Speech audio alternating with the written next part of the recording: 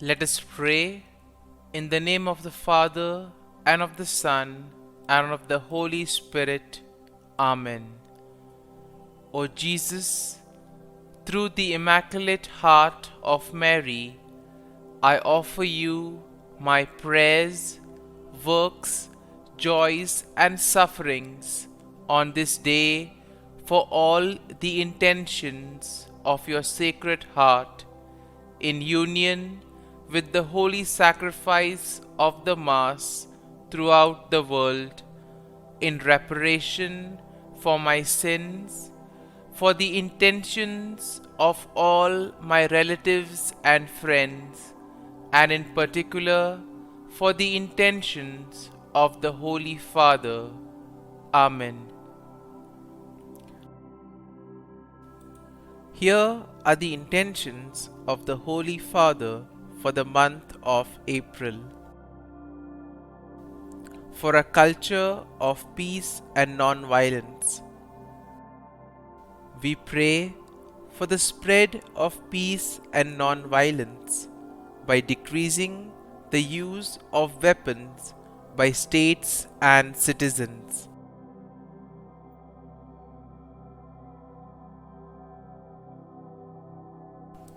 Our Father, who art in heaven, hallowed be thy name. Thy kingdom come, thy will be done, on earth as it is in heaven.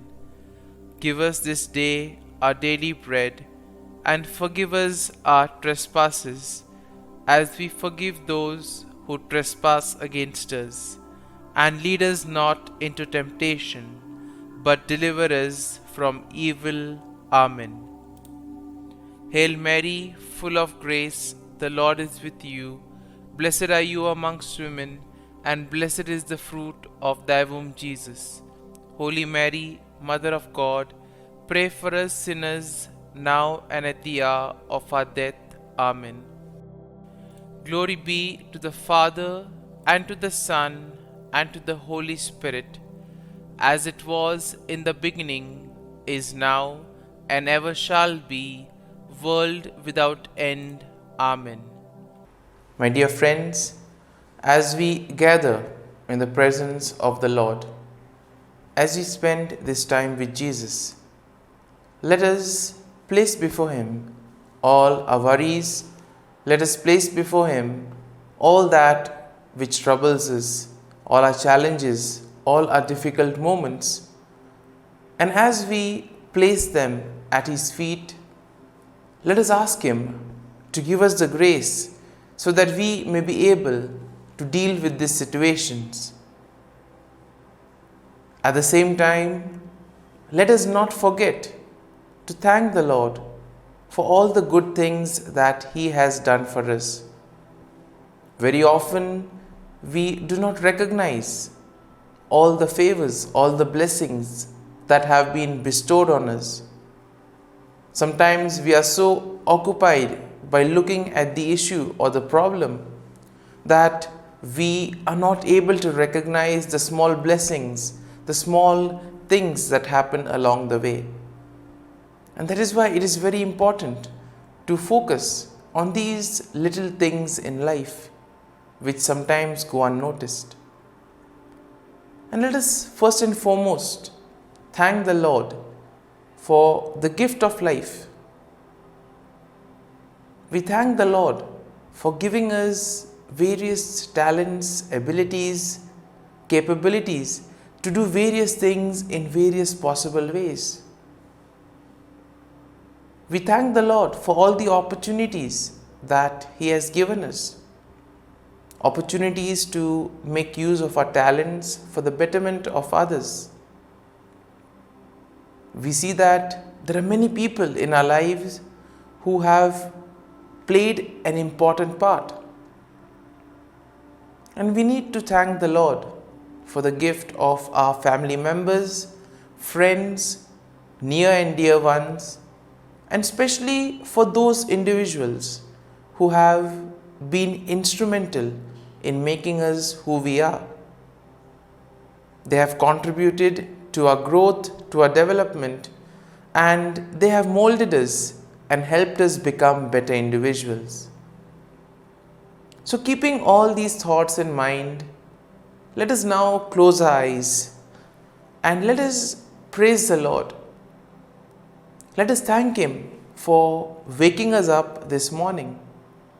We thank Him for the gift of this new day, a day that will present many opportunities, a day that will probably help us to complete something that was left incomplete, or probably a day that will help us to make a difference in the lives of others. Everything is a choice. We have to make the right decision. And therefore, let us ask the Lord to give us the grace so that we too may choose wisely and make the right decisions in our lives. Lord, we thank You for giving us good health of mind and body. You have always kept us in Your love. You never abandon us. You are always there to guide us, to protect us, to lead us. And for all this, Lord, we thank You. At every moment, Your gaze is upon us. You love us and You are always there to protect us. For all this, Lord, we thank You, we glorify You, and we praise You. My dear friends, let this day be a day of joy and blessings in the name of the Lord Jesus Christ. And today we shall reflect and meditate on Psalm 43. As usual, we shall have an overview of the psalm and then we'll reflect on it in detail. Now, Psalm 43 is a lament and a prayer for vindication and deliverance in a time of distress. And here we see that the psalmist will express his deep longing for God's presence, and at the same time he seeks the help of the Lord in overcoming his enemies. And through the various verses, though the psalm is short, we see that it is a heartfelt prayer of a person in distress who is seeking God's help, especially God's presence, and in a way he wants God to help him to overcome his enemy. Now, what is important to note is the confidence that the psalmist has in God's faithfulness, and he says that God's goodness always shines through. He encourages himself to trust in God and to hope in the unfailing love of the Lord. And now let us reflect on the psalm in detail. The psalm begins, "Vindicate me, O God, and defend my cause against an ungodly people. For those who are deceitful and unjust, deliver me." And here we see that the psalm begins with a plea for justice, asking God to vindicate him and plead his cause against his enemies. All of us have problems in life, all of us face various difficulties, and it is in these moments where we really feel lost. And therefore the psalm will encourage us to turn to the Lord, to ask the Lord for help. When we feel injustice, when we feel that things are not going right, all we need to do is turn back to the Lord, and He will be there to help us and guide us. And here we see that verse 1 will tell us that the psalmist is confident that God will answer his prayer and rescue him from those who oppress him. Such confidence the psalmist has in the Lord. Moving on, we see that, "For you are the God in whom I take refuge. Why have you cast me off? Why must I walk about mournfully because of the oppression of the enemy? O send out your light and your truth. Let them lead me. Let them bring me to your holy hill and to your dwelling." Now, these two verses, verse 2 and verse 3, in these verses we see that the psalmist expresses his desire to worship God in his holy temple, and most importantly, to offer the sacrifices of joy.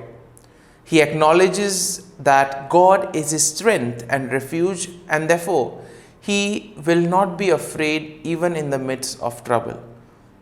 And here we see that the hope and trust that the psalmist has in the Lord.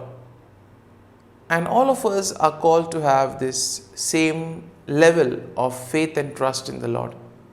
However, in difficult moments, it may be a challenge for us to have this kind of faith and trust. Nonetheless, we need to understand that those challenges are indeed testing times, and therefore we need to be perseverant and face those challenges. Now, moving on, we see in verse 4, "Then I will go to the altar of God, to God my exceeding joy, and I will praise you with the harp, O God my God." And this verse 4 here will be a turning point in the psalm, where the psalmist addresses his own soul and reminds himself of God's faithfulness and goodness. In a way, we see that he encourages himself to hope in God and to trust in his unfailing love despite the circumstances. And finally, we see that the psalm ends with the verse, "Why are you cast down, O my soul, and why are you disquieted within me? Hope in God, for I shall again praise him, my help and my God." And here the psalmist once again returns to his prayer for deliverance, asking God to send his light and truth to guide him and to lead him to his holy mountain.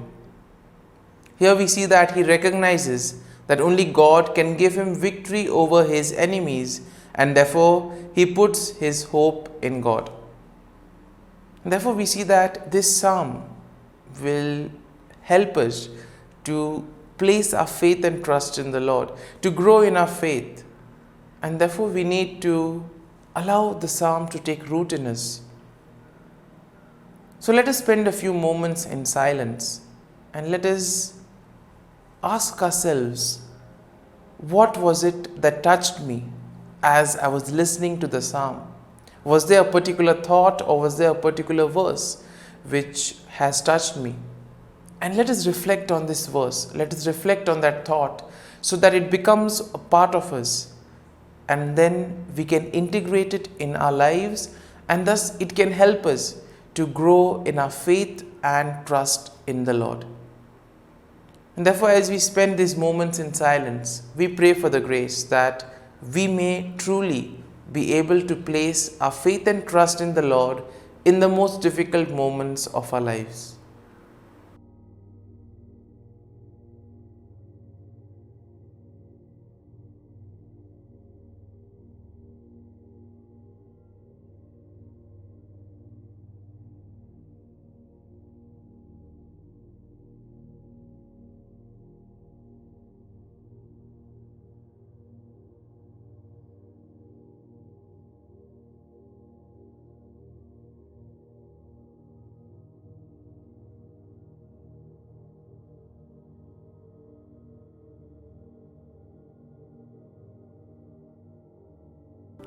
Pray to Saint Michael the Archangel for protection.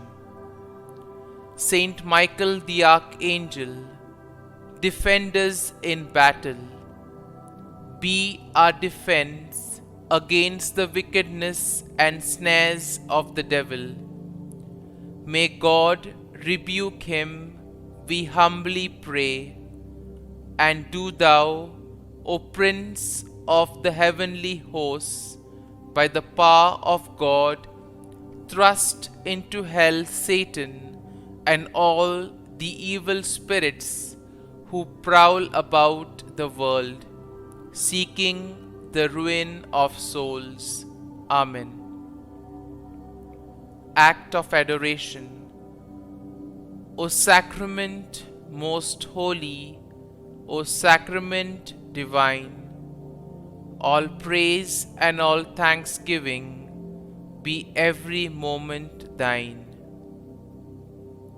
Saint Gertrude, pray for souls in purgatory.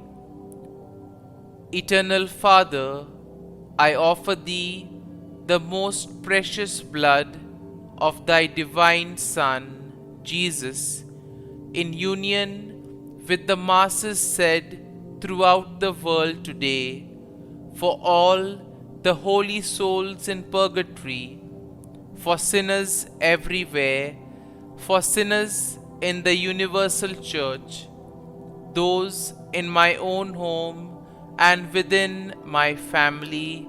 Amen.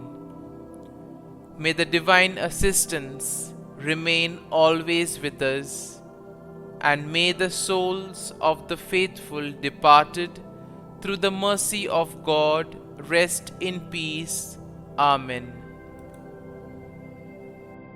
Glory be to the Father, and to the Son, and to the Holy Spirit, as it was in the beginning, is now, and ever shall be, world without end. Amen.